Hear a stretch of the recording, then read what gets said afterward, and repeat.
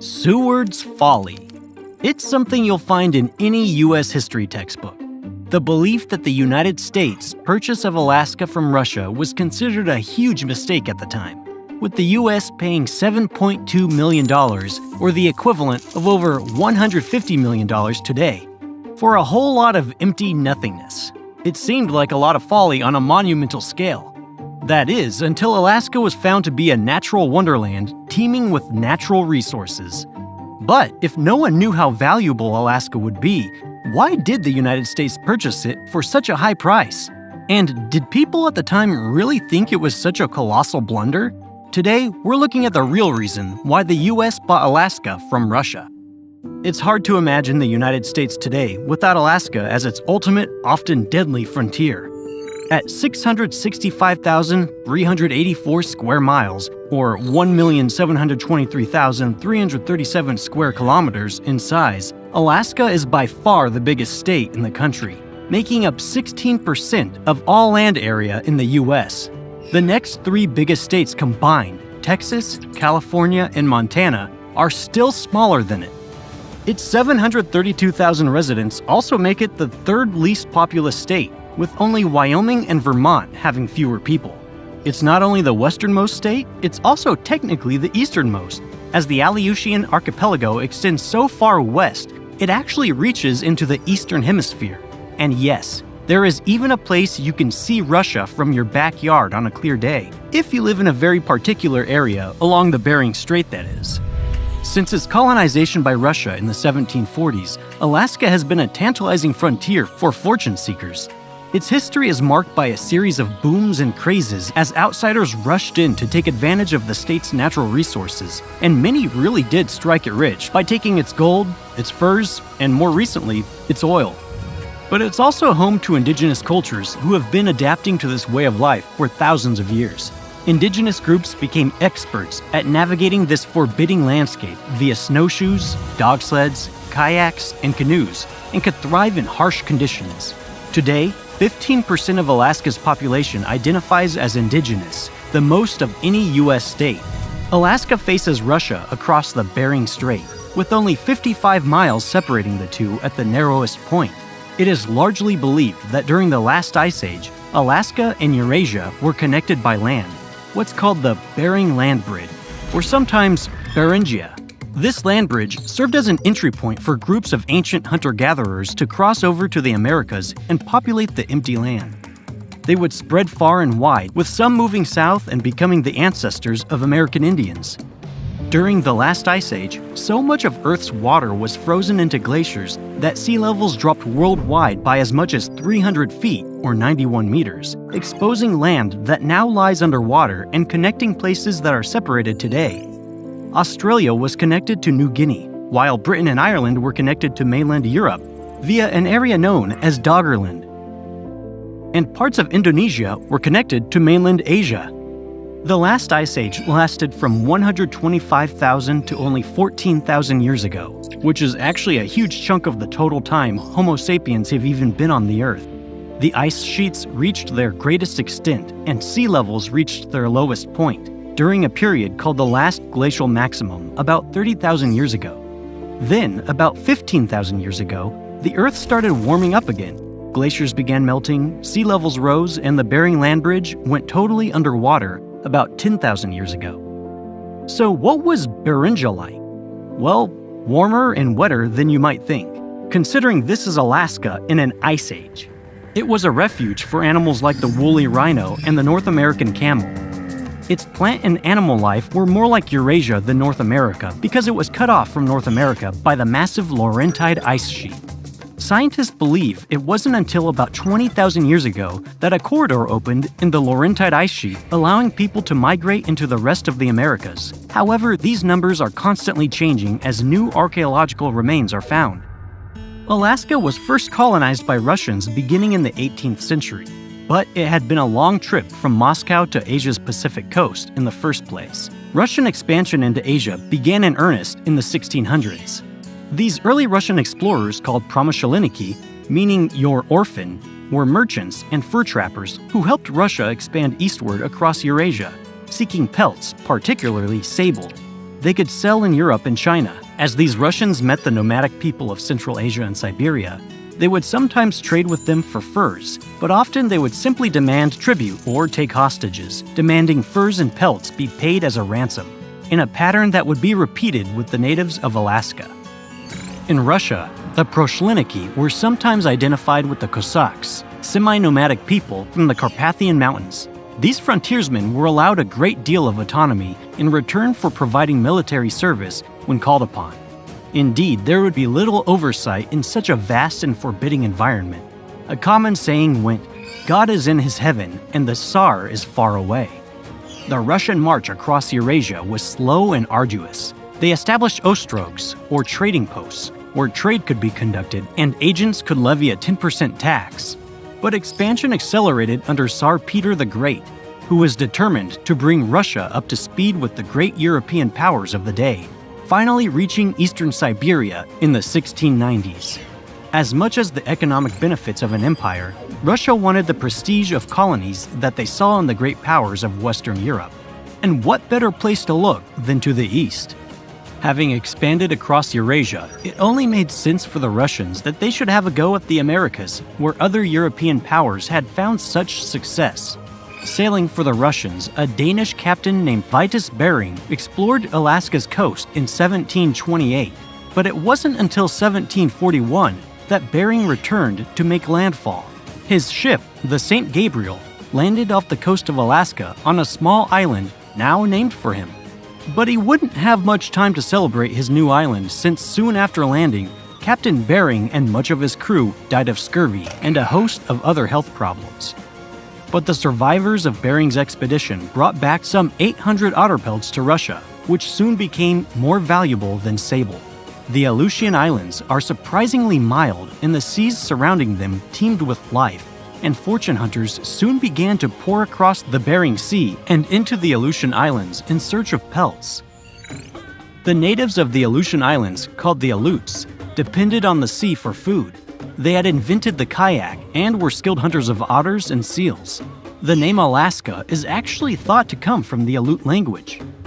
But, like so many indigenous people of the Americas, the Aleuts were unprepared for European disease. It is estimated that 80% of the Aleutian people died in the first generations of Russian colonization, from 10,000 in 1741 to only 2,000 by 1800.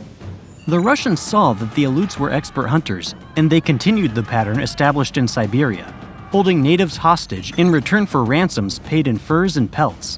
The Russians demanded hunting far beyond what the environment could sustain, which devastated these animals' populations. When the Russians did offer goods in trade, it was liquor and firearms, in addition to the measles and smallpox that they had already given, free of charge. A merchant named Grigory Shilikov saw the potential for a trading company similar to the British East India Company. In 1784, the newly founded Russian-American Company established its first permanent settlement on Kodiak Island. Eventually, the Russian-American Company, or RAC, was granted a monopoly on all hunting, trading, and mining in the area. In the 1790s, the RAC ended the system of hostage-taking, replacing it with something that really wasn't any better. Instead of being taken as hostages, all Aleutian men aged 18 to 50 were conscripted to become hunters for the RAC, whose officials were encouraged to marry indigenous women, spawning a significant Creole population with a foot in both worlds. But Russian America would not be confined to the Aleutian Islands. They established a base on the mainland in 1799, calling it the Fort of Archangel Michael, on what we would call today Alaska's Panhandle. A few years later, the fort was attacked by warriors of Tlingit, whose decorative arts, including totem poles, are immediately recognizable as icons of the American Northwest, and the RAC was forced to pay a ransom for the survivors. The Tlingit held Fort Archangel for more than a year before a fleet arrived from the Russian motherland that bombarded the Tlingit into submission, and today this is known as the Battle of Sitka, after the indigenous name for the area. Sitka became the capital of Russian America, with its own cathedral and bishop of the Russian Orthodox Church. The RAC dreamed of making the Pacific into a Russian lake. With so much autonomy, its leaders tried setting up outposts in Northern California and even the Sandwich Islands, better known today as Hawaii. But the Russian success in Alaska attracted competition almost immediately. The Spanish were defensive of any other settlements on the Pacific coast. Partly in response to Russian Alaska, the Spanish started expanding northward, founding missions in San Diego in 1769, Monterey in 1770, and San Francisco in 1776.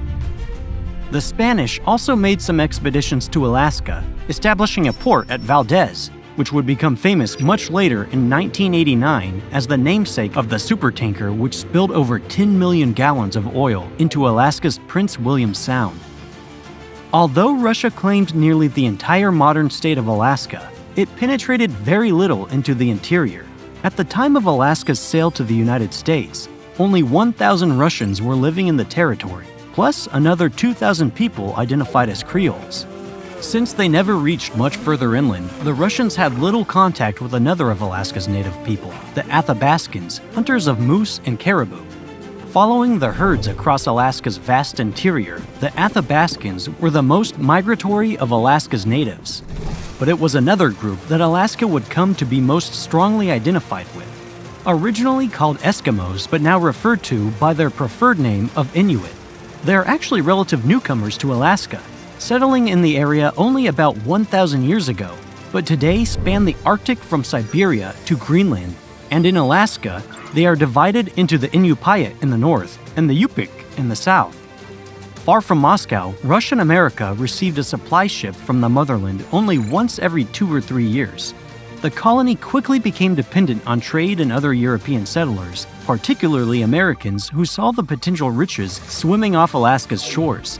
Merchants in Boston and New York started sending expeditions to Alaska to acquire otter furs, which they would later take to Canton, the great Chinese trading post of the day. Soon, the merchants were conducting a kind of triangular trade between New England, Alaska, and China.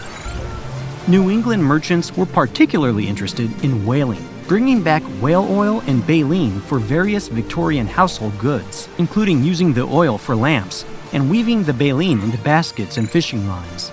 The hunting of whales became more efficient with the invention of the harpoon gun in the 1860s, although it was tempered by the use of petroleum in oil lamps starting in 1859. This use of American merchants as an entry to the Chinese markets was crucial to the RAC because Russian merchants were banned from Chinese ports who saw no need to enrich their great neighbor to the north. But while the colonists in Alaska were relying heavily on American supplies, officials were concerned about Americans supplying natives with firearms and ammunition, and Moscow asked the U.S. to ban the practice, but the federal government declined to intervene. In 1824, the U.S. and Russia hashed out their differences with a treaty that placed the southern boundary of Russia-Alaska at 54 degrees latitude and allowed both nations to trade with the natives, alcohol and firearms accepted. Borders remained ill-defined for much of the 19th century, and even the border between Canada and New England was settled only in 1842. But the balance of power was rapidly shifting towards the Americans. In 1844, the U.S. signed its first commercial treaty with China. They would follow suit with Japan in 1858. But more than anything, it was the Mexican-American War and its resulting territorial gains that demonstrated America's hunger for expansion and its commitment to fulfilling the promise of the Monroe Doctrine to let no European power continue operating in North America. But whatever rivalry that may have been felt between Russia and the United States, it paled in comparison to their mutual distrust of Great Britain. Tsar Nicholas I underscored this shared apprehension in a statement to the U.S. minister in St. Petersburg, declaring, "Not only are our interests alike, but our enemies are the same." 1853 saw the outbreak of the Crimean War, in which Great Britain and France teamed up to defend the Ottoman Empire after a Russian invasion. It was a decisive defeat for Russia, and one that demonstrated that the country still lagged behind the great powers it was trying to emulate. Particularly weak were the Russian soldiers themselves, many of whom were malnourished serfs in poor physical condition. In the midst of the Crimean War, Tsar Alexander II ascended to the Russian throne in 1855. He would ultimately become a transformative figure in the country's history, known for his extensive liberal reforms. Among his most significant achievements was the emancipation of serfs in Russia, a monumental decree that abolished the oppressive system of serfdom in 1861. Following its defeat in the Crimean War, which concluded in 1856, Russia was compelled to redirect its attention toward Europe. Its previous endeavors in North America had yielded minimal economic benefits, with diminishing returns on investments in the region. One stark example of this decline was the precipitous decrease in the sea otter population. It is estimated that in the early 19th century, approximately 300,000 sea otters inhabited the coastal waters of the North Pacific. However, by the mid-1800s, their numbers had plummeted to a mere few thousand due to overhunting. Consequently, Russia's diminished prospects in North America prompted a strategic realignment, emphasizing the need for engagement and diplomacy within the European sphere. Alexander II relied heavily on his advisors, particularly his brother, Grand Duke Constantine. Through the press, Constantine criticized the Russian-American company as economically unsound and drew comparisons between Alaska's natives and Russia's beleaguered serfs. Alexander's advisors started toying with the idea of selling Alaska. Faced with the potential of losing Alaska without any recompense, the idea of selling the territory appeared increasingly attractive. Despite the recent discovery of modest gold deposits in Alaska, Russian authorities were not swayed to maintain their hold on the region. In fact, they were acutely aware of the fervor that had accompanied the California gold rush in the 1840s and 1850s, which saw the arrival of more than 300,000 prospectors from across the globe, and were concerned that a similar influx of foreign gold seekers in Alaska could ultimately lead to the loss of their territory without any financial gain. It seemed like an easy choice to make: sell Alaska or lose it. But who should be the buyer? The U.S. was an obvious choice to offer Alaska to. However, the ongoing civil war left the nation financially strained and reluctant to incur additional expenses. More than anything, Russia did not want Alaska to be absorbed into British Canada, as Britain was Russia's chief rival at the time. But then again, Britain was basically everyone's chief rival then. Chaos in the United States stoked Canadian movements for confederation, which would mean self-rule while remaining under the protection of Great Britain. In 1866, a group of citizens in British Columbia voted to request permission from the British government to join the United States. But the movement never progressed any further than that. That same year, the U.S. House of Representatives introduced an annexation bill that was never voted on. The United States' expansionist attitude ultimately propelled the Canadian provinces toward confederation, and in March 1867, Queen Victoria gave her assent to the creation of the Dominion of Canada, which remained under British control but possessed a significantly enhanced capacity for self-governance. In late 1866, a few months before the creation of the Dominion of Canada, Tsar Alexander received a report recommending the sale of Alaska to the United States. Alexander instructed his minister, Edward Stokel, to gauge the Americans' interest in the purchase. Stokel, who had served as Russia's representative in the U.S. since 1854, was well connected in Washington, D.C., and had been an early advocate for selling Alaska to the U.S. When it came to negotiating, Stokel had a more than willing partner in the U.S. Secretary of State, William Seward. Seward, a former governor of New York, was a prominent abolitionist and supporter of the U.S.'s territorial expansion. Seward was the model of a 19th century politician given to long, off-the-cuff speeches and equally comfortable on the campaign trail as in smoky backrooms. He saw no contradiction between his support for emancipation and his desire that the United States expand across the continent into Indian country. Annexation of Canada seemed to always be on Seward's mind, saying in 1853 that Canada, although a province of Great Britain, is already half annexed to the United States.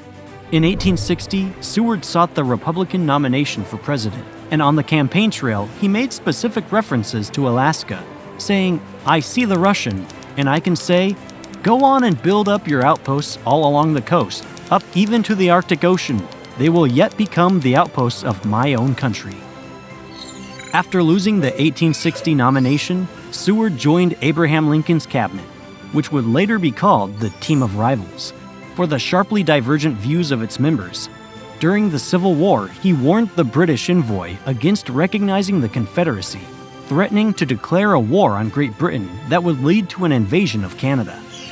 After Lincoln's assassination, Seward remained Secretary of State under President Andrew Johnson, an uncomfortable arrangement for all of Lincoln's cabinet.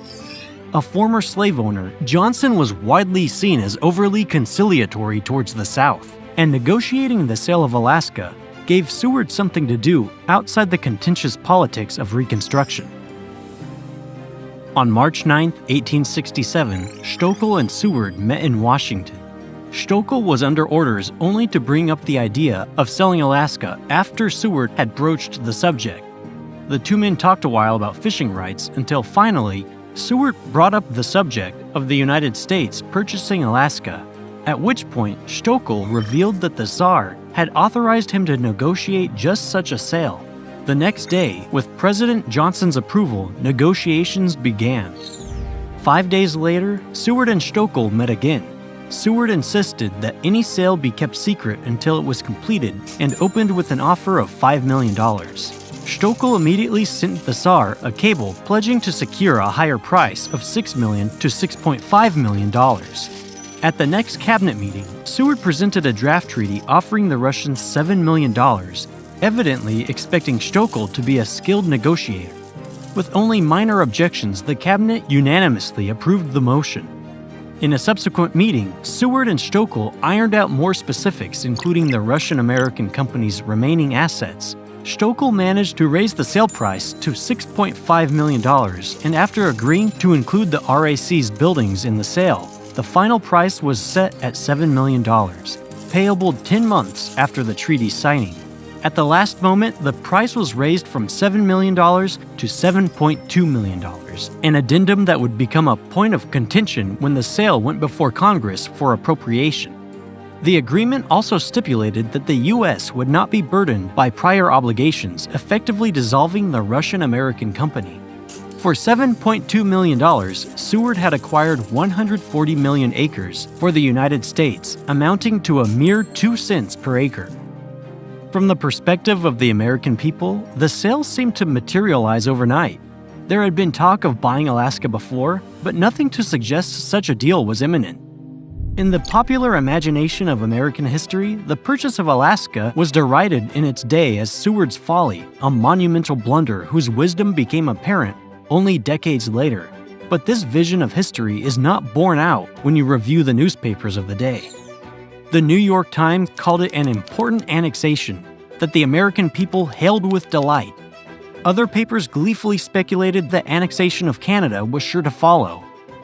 The New York Herald urged Britain to withdraw gracefully from a continent where its institutions are out of place, adding that its continued presence in North America can only bring trouble upon her colonies and humiliation to her government.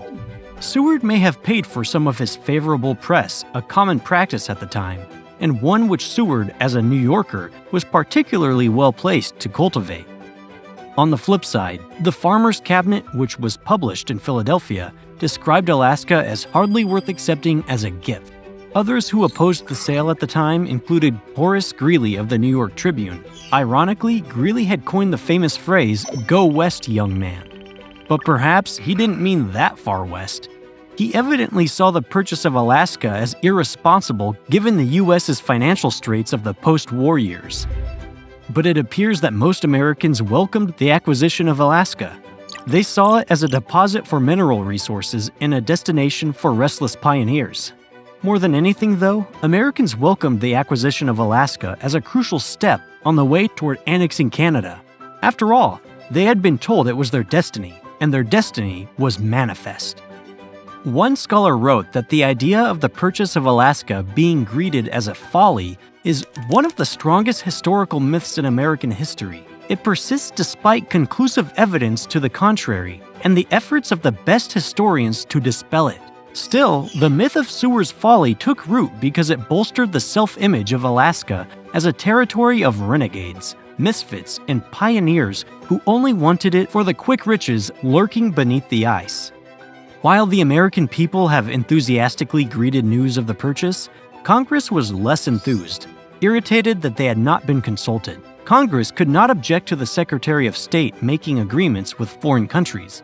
That was his job, after all. But what they could object to was the appropriation of funds, which they were supposed to control.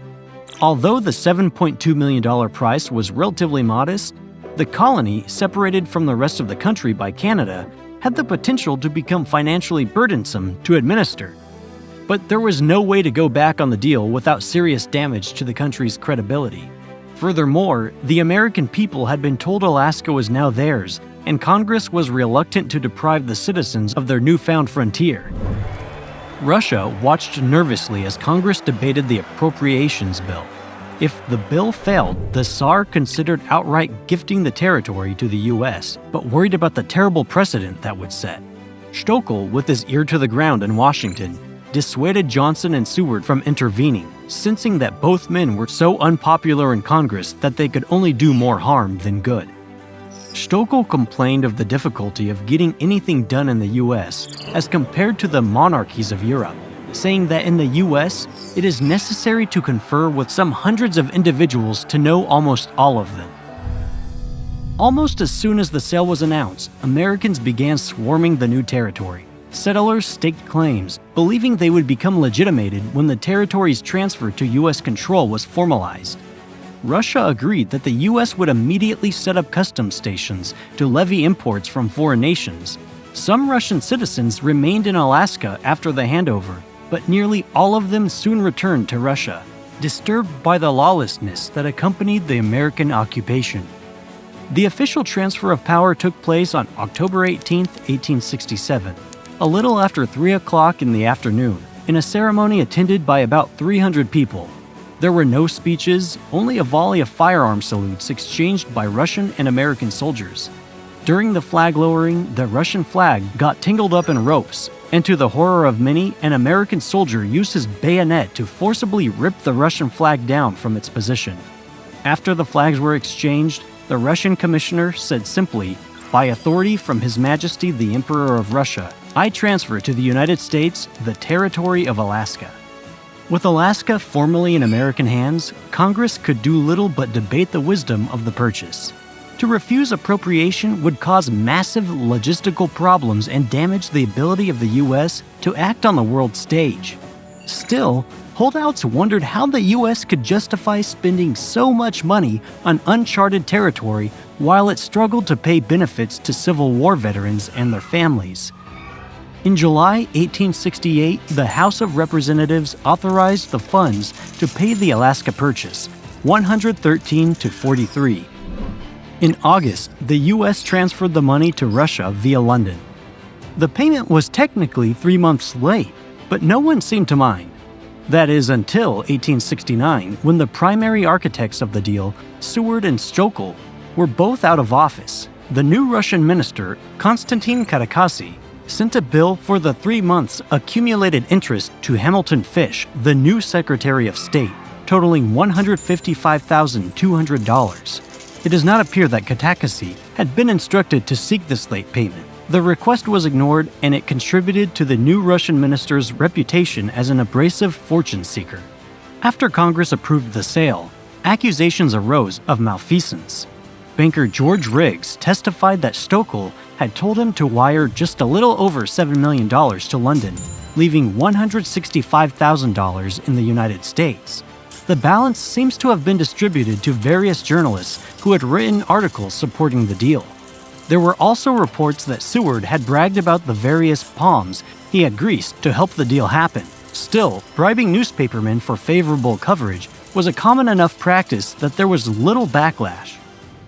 Now, formally in American hands, Alaska was placed under the Navy's control, led by Major General Henry Halleck. Halleck put in charge one Jefferson C. Davis, unrelated to the President of the Confederacy, but infamous all his own. In 1862, Davis had killed a fellow Major General, William Nelson, unrelated to the country music legend, over a perceived insult. Now, Davis was put in charge of Alaska. with instruction to be particularly wary of the indigenous Tlingit. Described as warlike and treacherous, Halleck recommended that Davis have guns charged with grape and canister always bearing on their village, ready at an instant's warning to destroy them. For 6 months, Davis and his family shared the governor's house with Prince Maskatov, the outgoing head of the Russian-American company. If Maskatov shared any insight on maintaining peaceful relationship with the natives, Davis did not heed them. Instead, Davis's tenure was marked by bloody confrontations, kidnapping tribal leaders, and holding them hostage, as well as wholesale massacring of villages. Natives protested the sale of Alaska as illegitimate, but without courts of law to grant them standing, Native Alaskans had little recourse with which to register their discontent. In July 1869, William Seward made his first visit to the territory and worked to incorporate. He was shocked by the state of the natives, noting with regret that a people so vigorous and energetic, so docile and gentle, can neither be preserved as a distinct social community nor be incorporated into our society. Alaska attracted an itinerant population of fortune seekers who were prone to vices, including drinking, gambling, and violence. The largely male population attracted prostitutes, whose cabins became integral to the developing towns. At the same time, a growing temperance movement took root. But like national prohibition in the 20th century, prohibition in Alaska only gave rise to smuggling and dangerously unregulated homemade alcohol called hooch. In 1880, the first census of Alaska was undertaken, an ambitious goal given its size and forbidding climate. The census showed a population of 33,000, all but 430 of them indigenous. 1880 also saw the first of many gold strikes by French-Canadian prospectors, one of them named Joe Junot. In a pattern that would be repeated, the city of Juneau quickly ballooned as gold hunters swarmed the area. Nome followed in 1889, and Fairbanks in 1902.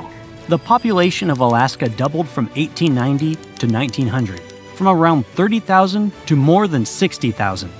In 1896, rich gold deposits were found in Rabbit Creek, a tributary of the Klondike River in the Canadian Yukon.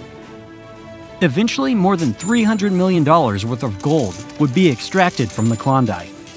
In 1912, Alaska officially became a territory with its own legislature. There, women gained the right to vote 8 years before the 19th Amendment was passed. 1915 saw the founding of Anchorage, described as the softest birth of any city on record, supported by federal money and a ban on gambling, saloons, and prostitution. Alaska played an important role in World War II as a place to mobilize troops before deployment into the Pacific Theater.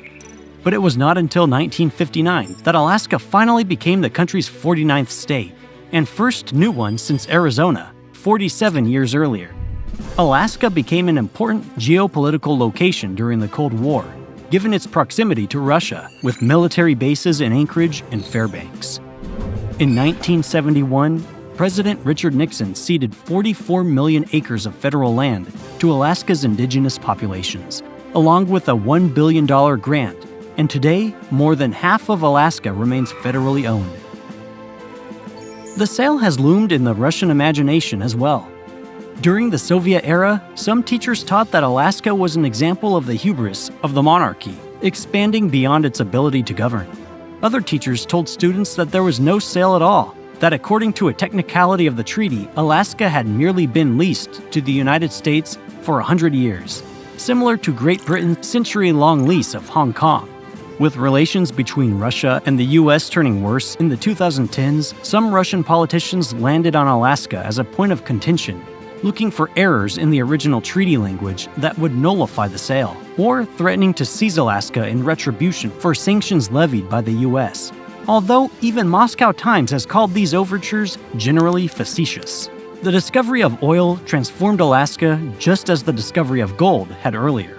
With the completion of the Trans-Alaska Pipeline, oil money became a significant share of the state's operating budget. 25% of oil revenues are put in an investment account that pretty much bankrolls the state, which has no personal income tax or sales tax. So then, where did the myth that buying Alaska was a mistake come from? The idea of Seward's Folly may just have been a creation of historians in search of a good underdog story. Perhaps we should call it Seward's Gamble instead, since it was a gamble that has paid off handsomely in gold, oil, and other natural resources. But most importantly for the United States, Alaska remains a symbol of the frontier, a place where the intrepid can find a fortune, if they are tough enough to survive.